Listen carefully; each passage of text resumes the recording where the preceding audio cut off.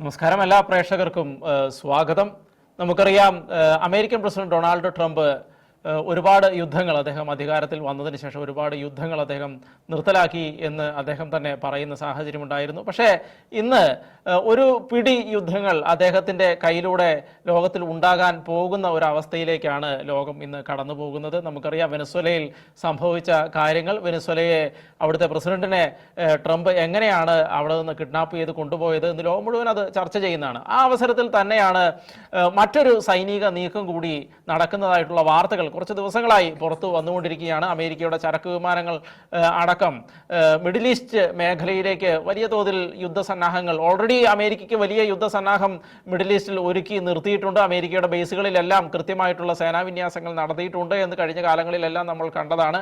അതിൻ്റെ കൂടെ പുതിയ ചില നീക്കങ്ങൾ കൂടി നടക്കുന്നതായിട്ടുള്ള റിപ്പോർട്ടുകൾ വരുന്നുണ്ട്. അതുമാത്രമല്ല, ഒരുപക്ഷെ ഇറാനിലേക്ക് അമേരിക്ക ഒരു ആക്രമണം നടത്താനുള്ള സാധ്യത കൂടി കണ്ടുവരുന്നുണ്ട്. വെനസ്വേലയിൽ ഏറ്റവും കൂടുതൽ എണ്ണ സമ്പന്നമായ വെനസ്വേലയെ അമേരിക്ക പിടിച്ചപ്പോൾ തന്നെ ഒരുപക്ഷെ ഇറാനിൽ ഒരു പ്രതിസന്ധി ഉണ്ടായിക്കഴിഞ്ഞാൽ എണ്ണ വില തടഞ്ഞു നിർത്തുക, യൂറോപ്പിലേക്ക് ആവശ്യമായ എണ്ണ കൊടുക്കുക അടക്കമുള്ള കാര്യങ്ങൾ അമേരിക്കയ്ക്ക് സുലഭമാകുന്നതിന് വേണ്ടിയാണ് വെനസ്വേലയെ ആദ്യം പിടിച്ചതെന്ന് അടക്കമുള്ള ചില അനലിസ്റ്റുകളുടെ വാർത്തകളടക്കം റിപ്പോർട്ടുകളടക്കം പുറത്തു വരുന്ന സാഹചര്യം ഉണ്ടായിരുന്നു. ഈ അവസരത്തിലാണ് നമ്മൾ ഇറാനിലേക്ക് ഒരു യുദ്ധത്തിനുള്ള സാധ്യതയുണ്ടോ, അങ്ങനെ ഉണ്ടായാൽ മിഡിൽ ഈസ്റ്റ് മേഖലയുടെ അവസ്ഥ എന്തായിരിക്കും? തീർച്ചയായിട്ടും ഈ ഇന്ത്യക്കാർക്ക് അതുപോലെ തന്നെ പ്രത്യേകിച്ച് മലയാളികൾ, നമ്മൾക്ക് മിഡിൽ ഈസ്റ്റ് മേഖലയുമായിട്ട് വളരെ അഭേദ്യമായ ബന്ധമാണ് ഉള്ളത്. അതുകൊണ്ട് തന്നെ എത്തരത്തിലുള്ള പ്രത്യാഘാതങ്ങളായിരിക്കും സംഭവിക്കാൻ സാധ്യതയുള്ളത് എന്നടക്കമുള്ള കാര്യങ്ങളാണ് നമ്മൾ ഈ അല്പം കുറച്ച് ഒരു അരമണിക്കൂർ നേരത്തേക്ക് ചർച്ചയ്ക്ക് എടുക്കുന്നത്. നമ്മളോടൊപ്പം ഇപ്പോൾ ഉള്ളത് മുതിർന്ന മാധ്യമപ്രവർത്തകനായ ജോർജ് കള്ളിവയലിൽ, നമുക്കെല്ലാം സുപരിചിതനാണ്. അദ്ദേഹമാണ് ഇപ്പോൾ നമ്മളോടൊപ്പം ഉള്ളത്. അദ്ദേഹമാണ് ഈ വിഷയത്തെക്കുറിച്ച് ഇന്ന് നമ്മളോട് പങ്കുവയ്ക്കുവാൻ പോകുന്നത്. അങ്ങേക്ക് വെൽക്കം ഈ ചർച്ചയിലേക്ക്. ആദ്യമായി തന്നെ നമുക്കറിയാം വളരെ വലിയ ഒരു ചർച്ച നടക്കുന്നുണ്ട്, ഒരു സ്ട്രൈക്ക് ഇറാനിലേക്ക് ഉണ്ടാകാനുള്ള സാധ്യതയുണ്ടെന്ന്. കാരണം ഇറാൻ ഒരു വലിയ സംഘർഷ ഭൂമിയായിട്ട് ഇപ്പോൾ ആഭ്യന്തരമായിട്ട് ഒരു കലാപത്തിലേക്ക് നീങ്ങുന്നു എന്നുള്ള പല രീതിയിലുള്ള ദൃശ്യങ്ങൾ അവിടെ നിന്ന് പുറത്തു വരുന്നുണ്ട്. എനിക്ക് തോന്നുന്നു ആദ്യം പ്രക്ഷോഭമായിരുന്നു, പിന്നെ അത് പതിയെ സായുധ കലാപം പോലെയുള്ള ഒരു അവസ്ഥയിലേക്ക് നീങ്ങുന്ന ഒരു സാഹചര്യം ഉണ്ട് എന്നുള്ള രീതിയിൽ പല റിപ്പോർട്ടുകളും പുറത്തു വരുന്നുണ്ട്. അപ്പോൾ ഏത് രീതിയിലായിരിക്കാം ഇറാനിലെ ഈ ആഭ്യന്തര കലകം, ഏത് രീതിയിൽ മുന്നോട്ട് പോകാനാണ് സാധ്യത എന്നാണ് അങ്ങേക്ക് തോന്നുന്നത്? ആദ്യമായിട്ട് തീർച്ചയായിട്ടും ആശങ്ക ഉയർത്തുന്ന സ്ഥിതിവിശേഷമാണ് ലോകമെങ്ങുമുള്ളത്. നമുക്കറിയാം, ട്രംപിന്റെ പുതിയ നടപടികൾ ഇന്ത്യക്കും ലോകരാജ്യങ്ങൾക്കും ആകെ വലിയ വെല്ലുവിളിയാണ്.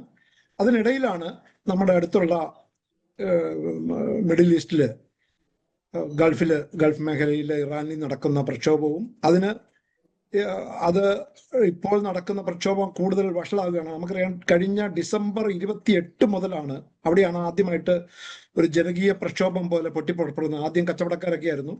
അവിടുത്തെ ഇറാനിലെ സാമ്പത്തിക നില തകരുന്നതും ഇറാന്റെ രൂപയുടെ വില ഇടിയുന്നതും ഒക്കെയായിരുന്നു ആദ്യത്തെ പ്രശ്നമെങ്കിൽ ഇപ്പോൾ അത് വലിയ തോതിൽ അത് വ്യാപിക്കുകയാണ്. ഈ സർക്കാർ വിരുദ്ധ പ്രക്ഷോഭത്തിനിടയ്ക്ക് 3 വർഷത്തിനിടയിൽ ഏറ്റവും വലിയ പ്രതിഷേധ തരംഗമാണ് ഇപ്പോൾ അവിടെ ഇറാനിൽ അരങ്ങേറുന്നത്. ഇറാന്റെ 31 പ്രവിശ്യകളിലും 100 കണക്കിന് നഗരങ്ങളിലും ഏറ്റവും പ്രധാനപ്പെട്ട 41 നഗരങ്ങളിൽ ഏതായാലും വലിയ തോതിൽ പ്രശ്നങ്ങൾ ഉണ്ടായിട്ടുണ്ട്. ഇറാന്റെ പരമോന്നത നേതാവ് അയത്തുള്ള ഖൊമേനിക്കെതിരെയുള്ള മുദ്രാവാക്യം വിളികൾ വളരെ ശക്തമാണ്. അത് അദ്ദേഹത്തിനെതിരെ ഏകാധിപതി എന്നും പറഞ്ഞ് വളരെ വലിയ തോതിൽ ടെഹ്റാനിലടക്കം ഖൊമേനിക്കെതിരെയുള്ള പ്രക്ഷോഭമാണ് നടക്കുന്നത്. നമുക്കറിയാവുന്നതുപോലെ അവിടെ ഉണ്ടായിരുന്ന പഹൽവിയുടെ നേതൃത്വത്തിലാണ് റൈസ പഹൽവി എന്ന് പറയുന്ന രാജകുമാരന്റെ നേരത്തെ നാട് കടത്തപ്പെട്ടയാളാണ്. അവിടെ ഇപ്പോൾ നടക്കുന്ന ഈ പ്രക്ഷോഭം ഏത് തരത്തിൽ വേണമെങ്കിലും വഷളാകാനുള്ള എല്ലാ സാധ്യതയുമുണ്ട്. 1979 ഇസ്ലാമിക വിപ്ലവത്തില് നാട് കടത്തപ്പെട്ടയാളാണ് ഈ കിരീടാവകാശിയായിട്ടുള്ള റസ പഹൽവി എന്ന് പറയുന്ന ആള്. അദ്ദേഹത്തിന്റെ നേതൃത്വത്തിലാണ് ഇപ്പോൾ ഇന്നലെ, അതായത് 8-9 തീയതികൾ, ഇന്നലെ മിനിഞ്ഞാന്നുമാണ് ഈ രാത്രി 8-ന് ഒരുമിച്ച് തെരുവിൽ ഇറങ്ങാനായിരുന്നു പഹൽവി ജനങ്ങളോട് ആഹ്വാനം ചെയ്തത്. ഇന്റർനെറ്റും ഫോൺ സേവനങ്ങളും ഒക്കെ വിച്ഛേദിച്ചുകൊണ്ടാണ് ഇറാനിയൻ ഭരണകൂടം ഈ സമരത്തെ നേരിടുന്നത്. വളരെ ക്രൂരമായ, അത് 36 മുതൽ 45 വരെ പ്രതിഷേധക്കാർ കൊല്ലപ്പെട്ടുവെന്നാണ് മനുഷ്യാവകാശ സംഘടനകൾ പറയുന്നത്. എന്തായാലും ഈ റിയാദിന്റെ മൂല്യം റെക്കോർഡ് തകർച്ചയിലേക്ക് സാഹചര്യത്തിലാണ് ഇറാനിൽ പ്രക്ഷോഭം നടക്കുന്നത്. പക്ഷെ ഇത് ഇത് അമേരിക്കയുടെ ഒരു പിന്തുണയോടുകൂടി നടക്കുന്നു എന്നാണ്. അതാണ് ഇന്ന് അമേരിക്കൻ പ്രസിഡന്റിന് വാൺ ചെയ്തിട്ടുണ്ട് ഇറാനിലെ ഭരണകൂടം. നമ്മുടെ ആയത്തുള്ള ഖമേനി തന്നെ കൃത്യമായി പറയുന്നുണ്ട്. ഇത് ഇന്ത്യയുടെ അവിടെ ഇറാന്റെ നഗരങ്ങളെ ട്രംപിനെ സന്തോഷിപ്പിക്കാൻ വേണ്ടി ഇറാനെ ചീത്തയാക്കുന്നു, ഇറാന്റെ നഗരങ്ങളെ നശിപ്പിക്കുന്നു എന്നാണ് അദ്ദേഹം ഇന്ന് ആരോപിച്ചിരിക്കുന്നത്. അത് വലിയ തോതിൽ അദ്ദേഹം തിരിച്ചടിക്കുമെന്നുള്ള ഭീഷണിയും അതിനകത്തുണ്ട്. അപ്പോ ഇതൊരു വലിയ തോതിൽ പ്രശ്നങ്ങൾ വഷളായിക്കൊണ്ടിരിക്കുകയാണ്. 100-ലേറെ നഗരങ്ങളിൽ ഏതായാലും പ്രക്ഷോഭം ഇന്ന് ജനങ്ങൾ തെരുവിലിറങ്ങിയിട്ടുണ്ട്. സാധാരണക്കാരായ ആളുകള്, കച്ചവടക്കാര്. ആദ്യം ഇത് കച്ചവടക്കാരും വിദ്യാർത്ഥികളും മാത്രമായിരുന്നു സമരത്തിൽ ഉണ്ടായിരുന്നത്. ഇപ്പോഴാണ് ഇത് എല്ലാ തലവും വിട്ടുകൊണ്ട് പോയിരിക്കുന്നത്. ഇപ്പൊ ഏതാണ്ട് 42 പേര് ഏതായാലും മരിച്ചു എന്ന് കൃത്യമായി പറയുന്നുണ്ട് അമേരിക്കൻ മനുഷ്യാവകാശ സംഘടന. അവരുടെ വാർത്താ ഏജൻസി റിപ്പോർട്ട് ചെയ്തിട്ടുണ്ട്. 2200 പേരെയെങ്കിലും ഇറാനിലെ ഭരണകൂടം തടങ്കലിലാക്കിയിട്ടുണ്ട് ഈ പ്രക്ഷോഭകരെ. പക്ഷെ അതുകൊണ്ടൊന്നും പ്രക്ഷോഭം ക്ഷയിക്കുന്ന ഒരു സ്ഥിതിവിശേഷത്തിലേക്കില്ല. എന്തായാലും ഇപ്പോൾ ഇന്റർനെറ്റ്, വാട്സപ്പും ഒക്കെ പൂർണ്ണമായി തകർത്തുകൊണ്ട്, അത് ഷട്ട് ഡൗൺ ചെയ്തുകൊണ്ടാണ് ഇപ്പോൾ ഈ ദേശീയ തലത്തിൽ ഇറാന്റെ ഈ പ്രക്ഷോഭത്തെ നേരിടാൻ ഇറാൻ ഭരണകൂടം ശ്രമിക്കുന്നത്. അപ്പോൾ ഈ മുഹമ്മദ് റസ ഷാ പഹൽവി എന്ന് പറയുന്ന പഴയ രാജകുമാരൻ, അതായത് അവസാനത്തെ മൊണാർക്ക്, ഷാ എന്ന് പറയുന്ന ഇറാന്റെ അവസാനത്തെ മൊണാർക്കാണ്. അതാണ് 1979 ഇവരുടെ കിരീടം തെറിപ്പിച്ച് ഉണ്ടായ പ്രക്ഷോഭത്തെ തുടർന്നാണ് ഈ റസ പഹൽവി അന്ന് നാടുവിട്ടത്. ആ റസൽ പഹൽവിയാണ് ഇപ്പോൾ അമേരിക്കയുടെ പിന്തുണയോടുകൂടി വളരെ പ്രതിപക്ഷത്തിന്റെ ഈ സമരത്തിന് നേതൃത്വം കൊടുക്കുന്നത്. അതൊരു വലിയ പ്രക്ഷോഭമാക്കി മാറ്റാനും അതിനിടയിൽ അമേരിക്ക കടന്നു കയറാനുള്ള എല്ലാ സാധ്യതകളും ഉണ്ട്. കാരണം ഇന്ന് ഖമേനി നടത്തിയിരിക്കുന്ന പ്രസ്താവനയിൽ പറഞ്ഞിരിക്കുന്നത് ആയിരക്കണക്കിന് ഇറാനികളുടെ ചോരക്കറ പുരണ്ട ആളാണ് ശ്രീ ട്രംപ് എന്നാണ് ഇന്ന് ഖമേനി പറഞ്ഞിരിക്കുന്നത്. അപ്പൊ അത് ആ നിലയിൽ നമുക്കറിയാവുന്ന ഇറാന് ഒരു പലതരത്തിലുള്ള പ്രത്യാഘാതങ്ങൾ ഉണ്ടാക്കാവുന്ന ഒരു ഗുരുതര സ്ഥിതിവിശേഷത്തിലേക്കാണ് ഇപ്പൊ ഇത് നീങ്ങിക്കൊണ്ടിരിക്കുന്നത്. അമേരിക്കൻ പ്രസിഡന്റ് നമുക്കറിയാം ഒത്തിരിയേറെ രാജ്യങ്ങളിൽ ലോകത്ത് താങ്കൾ ആദ്യമേ സൂചിപ്പിച്ചതുപോലെ സമാധാനം കൈവരുത്താനാണ് എന്റെ ലക്ഷ്യമെന്ന് പറഞ്ഞ അതേ ആള് ഇപ്പോൾ എവിടെയൊക്കെ കടന്നു കയറി ലോക മര്യാദകളും ആഗോള നിയമങ്ങളും അട്ടിമറിച്ചുകൊണ്ട് എവിടെയൊക്കെ എണ്ണയുണ്ട് അത് ഞാൻ എൻ്റെ കൈവശം പിടിക്കും, അത് ഞാൻ വിൽക്കും എന്ന് വരെ പറയുകയും ഇത് എൻ്റെ കീഴിലാക്കുമെന്ന് പറയുകയും ചെയ്യുന്നു. അതിന് പുറമെയാണ് മറ്റു രാജ്യങ്ങളിലേക്ക്, കാനഡയ്ക്ക് ത്രട്ടുണ്ടാകുന്നു, ഗ്രീൻലാൻഡ് പിടിക്കുമെന്ന് പറയുന്നു. അപ്പോൾ ഒത്തിരിയേറെ മറ്റു പ്രശ്നങ്ങൾ, ഇന്ത്യക്കാണ് നമുക്കറിയാം, ഇന്ത്യക്കെതിരെയുള്ള തീരുവ ഇന്ത്യ അടക്കമുള്ള രാജ്യങ്ങൾ, റഷ്യയിൽ നിന്ന് എണ്ണ ഇറക്കുമതി ചെയ്യുന്ന രാജ്യങ്ങൾക്ക് 500% വരെ തീരുവ ഉയർത്താനുള്ള നിയമത്തിൽ അദ്ദേഹം ഒപ്പിട്ട് വേണമെങ്കിൽ ഉയർത്താൻ കഴിയുന്ന നിലയിലേക്ക്. അതുപോലെ ആഗോള കരാറുകൾ, പ്രത്യേകിച്ച് ക്ലൈമറ്റ് ചേഞ്ചിനെതിരെയുള്ള കരാർ, അത് വലിയ പ്രത്യാഘാതം ഉണ്ടാക്കുന്നതാണ്. അതും ഇന്ത്യയിൽ ആസ്ഥാനമായിട്ടുള്ള ഒറ്റ ഒരെണ്ണേ ഉള്ളൂ. അത് നമ്മുടെ ഈ സൗരോർജത്തിൽ നിന്നും വൈദ്യുതി ഉൽപ്പാദിപ്പിക്കാൻ, ഊർജ്ജം ഉൽപ്പാദിപ്പിക്കുന്ന പദ്ധതിയായിരുന്നു. അതൊരു ആഗോള പദ്ധതി. അതിൽ നിന്നല്ല അടക്കം 36 പദ്ധതികളിൽ നിന്നും അമേരിക്ക പിൻവാങ്ങിയിരിക്കുന്നു. അപ്പൊ ഈ നിലയിലെല്ലാം അമേരിക്കയുടെ ഏകപക്ഷീയമായ നടപടികളാണ് നമ്മളിപ്പോൾ ലോകം കാണുന്നത്. അപ്പൊ ലോകക്രമത്തെ തന്നെ അട്ടിമറിക്കുകയാണെന്ന് ജർമ്മൻ പ്രസിഡന്റ് പറഞ്ഞിട്ടുണ്ട്. ഇത് നമ്മുടെ റഷ്യൻ പ്രസിഡന്റ് ഇമ്മാനുവൽ മാക്രോണും സമാനമായ, അത് നാറ്റോ സഖ്യത്തെ അമേരിക്ക ഉൾപ്പെട്ട സഖ്യങ്ങളെ ദുർബലമാക്കുക മാത്രമല്ല ആഗോള നിയമങ്ങളെ, അന്താരാഷ്ട്ര നിയമങ്ങളെ എല്ലാം അദ്ദേഹം ദുർബലപ്പെടുത്തുകയാണെന്നും അതിൽ നിന്ന് പിൻവാങ്ങുകയാണ് ചെയ്യുന്നതെന്നും അവർ പ്രധാനപ്പെട്ട പഴയ സഖ്യരാഷ്ട്രങ്ങൾ ചൂണ്ടിക്കാട്ടുന്നുണ്ട്. പക്ഷെ ഇതൊന്നും അദ്ദേഹത്തിന് പ്രശ്നമല്ല. മിഡിൽ ഈസ്റ്റില് ഒരു യുദ്ധം ഉണ്ടാകാതിരിക്കട്ടെ എന്ന് മാത്രമേ നമുക്ക് പ്രാർത്ഥിക്കാൻ കഴിയൂ. കാരണം ട്രംപ് അത്ര പ്രവചനാതീതനായ ഒരു ലോകരാഷ്ട്ര തലവനാണ് ഇപ്പോൾ. പ്രത്യേകിച്ച് രണ്ടാമത്തെ ട്രംപ്. അദ്ദേഹം എന്തും ചെയ്യും, ഞാൻ തീരുമാനിക്കും. അദ്ദേഹം ഇന്ന് പറഞ്ഞിട്ടുണ്ട്, ഇന്നലെ ന്യൂയോർക്ക് ടൈംസിന് കൊടുത്ത അഭിമുഖത്തിൽ അദ്ദേഹം പറയുന്നുണ്ട്, എന്നെ തടഞ്ഞു നിർത്താൻ എന്റെ ധാർമ്മികതയ്ക്ക് മാത്രമേ കഴിയുള്ളൂ. ലോകത്താരുടെ നിയമങ്ങളോ ഒന്നും പ്രശ്നമല്ല. ഏത് സ്വതന്ത്ര പരമാധികാര രാഷ്ട്രത്തിലും കടന്നു കയറി എനിക്ക് ശരിയെന്ന് തോന്നുന്ന ഞാൻ നടപ്പാക്കും എന്ന് പറയുന്ന ഒരു നിലയിലേക്ക് കാര്യങ്ങൾ പോകുന്നു. അതൊരു ലോകമഹായുദ്ധത്തിലേക്ക് ചെല്ലാതിരിക്കാൻ ഉള്ള കരുതൽ എത്ര കാലം ഉണ്ടാകും എന്ന് റഷ്യയും ചൈനയും അടക്കമുള്ള വൻശക്തികൾ ഇക്കാര്യത്തിൽ നിലപാട് ഇപ്പോൾ പമ്മി നിൽക്കുകയാണ്. കാരണം ഒരു ലോക ഒരു പ്രശ്നത്തിലേക്ക് കിടക്കാം. പക്ഷേ റോബിൻ മാത്യു ആദ്യമായി ചൂണ്ടിക്കാണിച്ചതുപോലെ ഇവിടെ ഒരു വലിയ പ്രതിസന്ധിയാണ്. ഗൾഫിൽ എവിടെ ഉണ്ടായാലും, ഇറാനിൽ ഒരു യുദ്ധമുണ്ടായാൽ അതിന്റെ പ്രത്യാഘാതം ഏറ്റവും അധികം മലയാളികളടക്കമുള്ള പ്രവാസികളായി ആണ് കൂടുതൽ ബാധിക്കുക. അതിന്റെ നേരിട്ടുള്ള പ്രത്യാഘാതം കേരളത്തിലടക്കം ഇന്ത്യക്കും ഉണ്ടാകും. അങ്ങ് നേരത്തെ സൂചിപ്പിച്ചതുപോലെ ഇപ്പോൾ പീറ്റ് ഹെക്സത്ത് ഈ വെനസ്വലയിൽ നിന്ന് മഡുറോയെ പിടിച്ചുകൊണ്ട് പോയി കഴിഞ്ഞ് ഈ എക്സ്പ്ലനേഷൻ കൊടുക്കുന്ന സമയത്ത്, മാധ്യമങ്ങളോട് സംസാരിക്കുന്ന സമയത്ത് അദ്ദേഹം എടുത്തു പറയുന്നുണ്ടായിരുന്നു, ട്രംപിന്റെ നയമായ പീസ് ത്രൂ മൈറ്റ് ആണ് ഇവിടെ ഞങ്ങൾ ചെയ്തത് എന്ന് അദ്ദേഹം കൃത്യമായിട്ട് എടുത്തു പറയുന്ന ഒരു സാഹചര്യം ഉണ്ടായിരുന്നു. വെച്ചാൽ ബലം പ്രയോഗിച്ച് സമാധാനം കൊണ്ടുവരാനുള്ള ഉദ്ദേശം തന്നെ, അതിൻ്റെ ആ പോളിസിയാണ് ഉദ്ദേശം എന്നുള്ളത് തന്നെ അവർ വ്യക്തമാക്കുന്ന ഒരു സാഹചര്യം ഉണ്ടായിരുന്നു. ഇപ്പോൾ എനിക്ക് തോന്നുന്നു അതിനുശേഷം ഇപ്പോൾ റഷ്യൻ എണ്ണ ടാങ്കർ പിടിക്കുന്ന സാഹചര്യം ഉണ്ടായി. അതൊക്കെ വലിയ ഒരു അങ്ങ് സൂചിപ്പിച്ചതുപോലെ മറ്റൊരു തരത്തിലുള്ള ഒരു യുദ്ധത്തിലേക്ക് നീങ്ങുന്ന ഒരു സാഹചര്യം സൃഷ്ടിക്കാൻ പര്യാപ്തമായിട്ടുള്ള ഒരു സംഘർഷം അവിടെ സൃഷ്ടിക്കപ്പെടുന്നുണ്ട് എന്നുള്ളത് വാസ്തവമാണ്. ഇപ്പൊ എനിക്ക് തോന്നുന്നു അതിനുശേഷം ഇപ്പോൾ ചില റിപ്പോർട്ടുകൾ വരുന്നുണ്ട്, ഉക്രൈനിൽ കഴിഞ്ഞ കുറെ കാലം മുന്നേ റഷ്യ ഒരു ഒറാഷ്നിക് എന്ന് പറയുന്ന മിസൈല് അവിടെ പ്രയോഗിച്ചായിരുന്നു. അതേ മിസൈൽ തന്നെ ഈ കഴിഞ്ഞ ദിവസം, ഇന്നലെ രാത്രിയാണെന്ന് തോന്നുന്നു, വ്യാപകമായ ചർച്ച നടക്കുന്നുണ്ട്. അതുപോലൊരു മിസൈൽ വീണ്ടും ലവീവില് അവിടെ പ്രയോഗിച്ചു എന്നുള്ള ചർച്ചകൾ ഇതുപോലെ നടക്കുന്നുണ്ട്. അപ്പോൾ എനിക്ക് തോന്നുന്നു അങ്ങ് സൂചിപ്പിച്ചതുപോലെ മറ്റൊരു യുദ്ധത്തിലേക്കുള്ള ഒരു നീക്കം, കാരണം ചൈന വളരെ കൃത്യമായിട്ട് തന്നെ അമേരിക്കയോട് പറയുന്ന ഒരു സാഹചര്യം ഉണ്ടായി. കാരണം എണ്ണ ടാങ്കറുകൾ, വെനസ്വേലയിൽ നിന്നുള്ള എണ്ണ ടാങ്കറുകൾ ചൈനയിലേക്ക് പോകുന്നത് അമേരിക്ക തിരിച്ച് വിളിക്കാൻ ആവശ്യപ്പെടുകയും തിരിച്ചു വിടണം എന്നുള്ള രീതിയിലേക്ക് എത്തുകയും ചെയ്തപ്പോൾ ചൈന അടക്കം പ്രതികരിക്കുന്ന ഒരു സാഹചര്യമാണ്. അപ്പോൾ ഈ ഒരു നമുക്കറിയാം, ഒന്നാം ലോക മഹായുദ്ധം, രണ്ടാം ലോക മഹായുദ്ധം കാലഘട്ടം ഈ കൃത്യമായും കച്ചവടത്തിന്റെ, ലോകമാസകാലമുള്ള കച്ചവടത്തിന്റെ അധിനിവേശത്തിന്റെ ഒരു ഭാഗം തന്നെയായിരുന്നല്ലോ ആ യുദ്ധങ്ങളെല്ലാം. അപ്പോൾ പുതിയ യുദ്ധം ട്രംപ് പറയുന്ന പോലെ ഒരു കച്ചവടത്തിന്റെ യുദ്ധത്തിലേക്ക്, നേരത്തെ ഒരു ലാൻഡിലേക്ക് എന്ന് വെച്ചാൽ ഒരു അധിനിവേശത്തിന്റെ ഒരു തരത്തിലുള്ള ഒരു യുദ്ധമായിരുന്നുവെങ്കിൽ പുതിയ യുദ്ധം ഇപ്പോൾ ട്രംപിന്റെ രീതിയിൽ ഒരു കച്ചവടത്തിന്റെ ഒരു രീതിയിലേക്ക് മാറുന്ന ഒരു സാഹചര്യം ഉണ്ടാകുന്നു. തീർച്ചയായിട്ടും അങ്ങ് പറഞ്ഞതുപോലെ ഈ കച്ചവടം മറ്റൊരു വലിയ യുദ്ധത്തിലേക്ക് എത്തിക്കാനുള്ള സാഹചര്യം നിലനിൽക്കുന്നില്ലേ? തീർച്ചയായിട്ടും കച്ചവടത്തിന്റെ ഭാഗമാണല്ലോ അധിനിവേശവും. അധിനിവേശത്തിലൂടെ ആ രാജ്യത്തെ പിടിച്ചെടുക്കാനാണ് റഷ്യ ഉക്രൈൻ നടത്തിയ സമരം, കടന്നുകയറ്റം. അല്ലെങ്കിൽ ഇപ്പോൾ പശ്ചിമേഷ്യയിൽ ഇറാനും ഇസ്രയേലും ഹമാസും തമ്മിൽ നടക്കുന്ന യുദ്ധത്തിലുമൊക്കെ ഈ കടന്നുകയറ്റവും ഉണ്ട്. അവിടെ ഒരു കച്ചവട താല്പര്യം കൃത്യമായി കാണാൻ കഴിയും.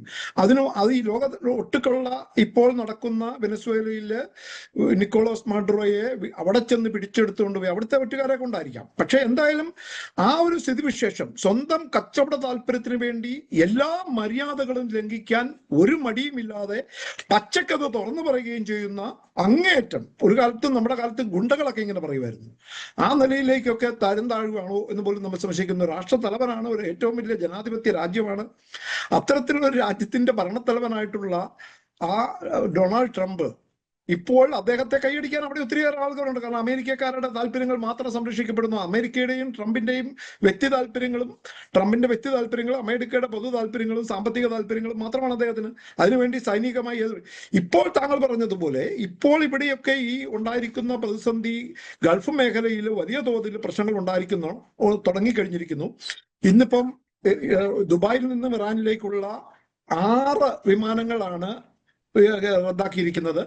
അത് ഇറാന്റെ വിവിധ നഗരങ്ങളിലേക്ക്, ടെഹ്റാനിലേക്ക്, ഷിറാസിലേക്ക്, മഷ്ഹാദിലേക്ക്, അങ്ങനെയുള്ള വിമാനങ്ങളെല്ലാം ദുബായ് എയർപോർട്ടിൽ നിന്നുള്ള വിമാനങ്ങൾ റദ്ദാക്കിയിട്ടുണ്ട്. അതുപോലെ തന്നെ ടർക്കിഷ് എയർലൈൻസ് അവരുടെ 7 വിമാന സർവീസുകളാണ് ഇസ്താംബൂളിൽ നിന്നും ഇറാനിലെ വിവിധ നഗരങ്ങളിലേക്കുള്ളത് റദ്ദാക്കിയിരിക്കുന്നത്.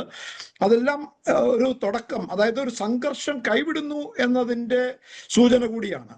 അത് കാരണം അവിടെ ഇരിക്കുന്നവർക്ക് കൂടുതൽ അറിയാമല്ലോ, പ്രത്യേകിച്ച് ടർക്കിക്കും ഇറാനും അടക്കമുള്ള ഇസ്ലാമിക രാജ്യങ്ങൾക്ക്, അല്ല UAE അടക്കമുള്ള ഇസ്ലാമിക രാജ്യങ്ങൾക്ക് ഇറാനിൽ നടക്കുന്ന സംഭവ വികാസങ്ങളെ കുറിച്ച് കൃത്യമായ അറിവുണ്ട്.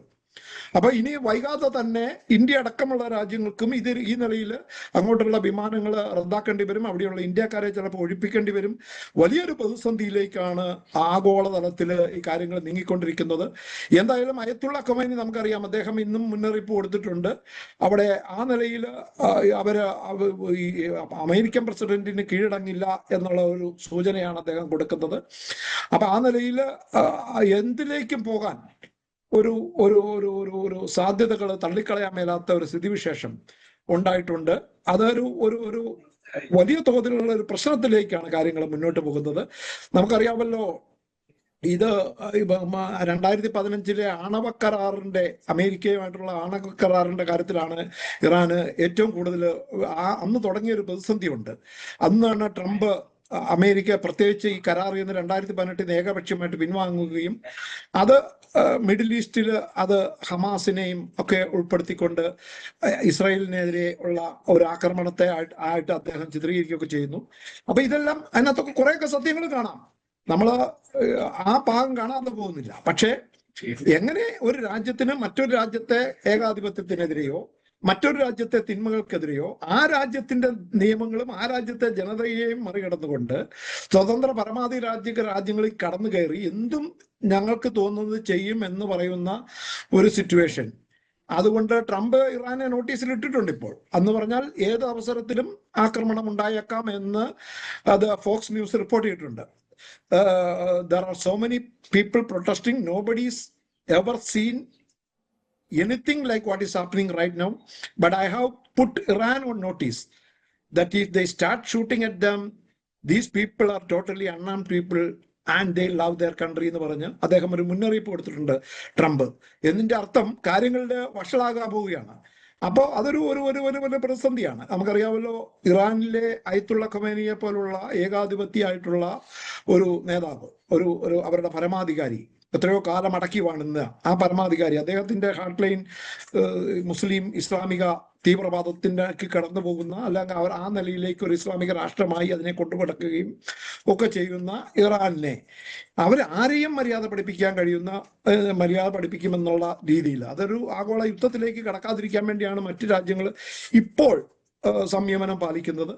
പക്ഷേ അത് ഒരു പരിധി കഴിഞ്ഞാൽ, അത് ആ ലെവലും നഷ്ടപ്പെട്ടു കഴിഞ്ഞാൽ ഇപ്പൊ ഇന്ത്യ അടക്കമുള്ള രാജ്യങ്ങൾക്ക് നിലപാടെടുക്കേണ്ടി വരും. നമുക്കറിയാമല്ലോ, ഇന്ത്യ ഇന്ന് അമേരിക്കയുടെ വാണിജ്യ സെക്രട്ടറി പറഞ്ഞിരിക്കുന്നത് ട്രംപിനെ ഫോൺ വിളിക്കാൻ നരേന്ദ്രമോദി തയ്യാറായില്ല, അതുകൊണ്ടാണ് കരാർ, ഇന്ത്യ അമേരിക്ക വാണിജ്യ കരാർ നടക്കാതെ പോയെന്ന്. അത്രയ്ക്ക് ഈഗോ, ഒരു വ്യക്തിയുടെ ഈഗോ വരെ വലിയ ആഗോള കരാറിനെ ബാധിക്കുന്നു എന്ന തരത്തിൽ തുറന്നു പറയുക. അപ്പൊ അത് ഇന്ന് വരെ ലോകം കണ്ടിട്ടില്ലാത്ത, ലോക ക്രമങ്ങളിൽ ഒന്നും ഉണ്ടാകാത്ത, ഒരു നൂറ്റാണ്ടുകൾക്ക് മുമ്പുണ്ടായിരുന്നതിലും കിരാതമായ രീതികളിലേക്ക് എന്തിന് അമേരിക്ക പോകുന്നു എന്നത് അമേരിക്കയുടെ മാത്രം, ട്രംപ് മാത്രം ഉത്തരം പറയേണ്ട കാര്യങ്ങളാണ്. നമുക്കത് തീർച്ചയായിട്ടും ആശങ്കകളും അങ്ങേയറ്റം പ്രതിസന്ധിയും സൃഷ്ടിക്കുന്ന കാര്യങ്ങളാണ് ഇപ്പോൾ ഇറാനിൽ സംഭവിക്കുന്നത്. അങ്ങ് അല്പം മുമ്പ് അങ്ങ് സൂചിപ്പിച്ചതുപോലെ ഇപ്പോൾ വിമാനങ്ങൾ, ഒരുപാട് പ്ലെയിനുകൾ ഇറാനിലേക്കുള്ളത് നീക്കി വെക്കുന്ന സാഹചര്യമുണ്ട്. എനിക്ക് തോന്നുന്നത് അതിനെക്കുറിച്ചുള്ള ചർച്ചകൾ, സ്റ്റേറ്റ്മെന്റ് ഞാൻ കണ്ടത് ഇങ്ങനെയാണ് എന്ന് വെച്ചാൽ, അവരുടെ വ്യോമ പ്രതിരോധ സംവിധാനങ്ങൾ മുഴുവൻ ഇറാന്റെ അതിർത്തി മേഖലകളിലേക്ക് അവർ നീക്കിയിരിക്കുകയാണ്. അപ്പോൾ പല ഇടങ്ങളിലേക്കുമുള്ള വിമാനങ്ങൾ അവർ റദ്ദ് ചെയ്യുന്ന സാഹചര്യമുണ്ട്. എന്ന് വെച്ചാൽ അതിർത്തി കടന്ന് ഏത് വിമാനങ്ങൾ അവർക്ക് സംശയാസ്പദമായി വന്നാലും വെടിവെച്ചിടാൻ പാകത്തിലാണ് അവരിപ്പോൾ കാര്യങ്ങൾ നീക്കിക്കൊണ്ടിരിക്കുന്നത് എന്നുള്ള ഒരു വിവരങ്ങൾ പുറത്തു വരുന്നുണ്ട്. അപ്പോൾ അവസാനമായിട്ട് നമ്മൾ തീർച്ചയായിട്ടും നമ്മൾ ആദ്യം സൂചിപ്പിച്ചതുപോലെ മലയാളികളടക്കം നമുക്ക് വളരെ പ്രധാനപ്പെട്ടതാണ് ഇവിടെയുള്ള ഓരോ നീക്കങ്ങളും. അപ്പോൾ ഒരു യുദ്ധം വന്നാൽ ഏത് രീതിയിലേക്ക് പോകാനുള്ള സാധ്യതയാണ് ഇവിടെ കാണുന്നത് എന്നാണ് അങ്ങേക്ക് തോന്നുന്നത്. കാരണം ഇറാൻ പണ്ട് സൂചിപ്പിച്ചിട്ടുണ്ടല്ലോ, കാരണം ഞങ്ങൾ മാത്രം ഇല്ലാതാകുന്ന ഒരു സാഹചര്യം ഉണ്ടാകുകയല്ല, ഞങ്ങൾ പോയാൽ നിങ്ങളെയും കൊണ്ടുപോകും എന്നുള്ള രീതിയിൽ അവിടെയുള്ള ഇസ്ലാമിക രാജ്യങ്ങൾക്കൊക്കെ വാണിംഗ് കൊടുത്തിട്ടുണ്ടല്ലോ. അപ്പോൾ എന്തായിരിക്കാം ഒരുപക്ഷെ സംഭവിക്കാൻ പോവുക? ഇതൊരു വലിയ പ്രതിസന്ധിയാണ്. ആർക്കും ഉത്തരം പറയാൻ കഴിയാത്ത ഒരു വലിയ പ്രതിസന്ധിയിലേക്കാണ് പോകുന്നത്. കാരണം ഇന്ന് ഇറാൻ വിദേശകാര്യമന്ത്രി പറഞ്ഞിട്ടുണ്ട്, ഇറാൻ ഒരു യുദ്ധത്തിന് ആവശ്യമില്ല, ഞങ്ങൾ ആഗ്രഹിക്കുന്നില്ല, പക്ഷെ അതിന് ആവശ്യം വന്നാൽ ഞങ്ങൾ അതിന് തയ്യാറാണ് എന്ന് ഇന്നലെ തന്നെ പ്രഖ്യാപിച്ചിട്ടുണ്ട്. അപ്പൊ അതൊരു ഒരു ഒരു ഒരു ഒരു ഈ ഇറാന്റെ ആണവോർജ പദ്ധതി അല്ല അണ്വായുധ പദ്ധതി ആയിട്ട് മുന്നോട്ട് പോകുമെന്ന് റഷ്യയിലെ ഇറാനിയൻ അംബാസിഡറും പറഞ്ഞിട്ടുണ്ട് ഇന്നലെ.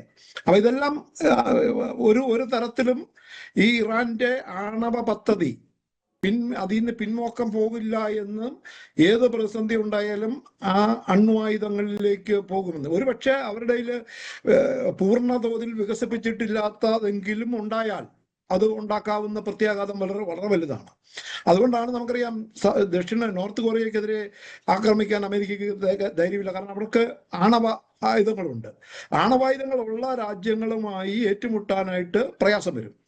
ഇത് ഏറ്റുമുട്ടൽ ഏത് തരത്തിലേക്ക് വളരും എന്നൊന്നും ഇപ്പൊ പറയാൻ കഴിയില്ല. കാരണം അത്രയ്ക്കേറെ ഈ പ്രക്ഷോഭം ഇനിയും വളരാനാണ് സാധ്യത.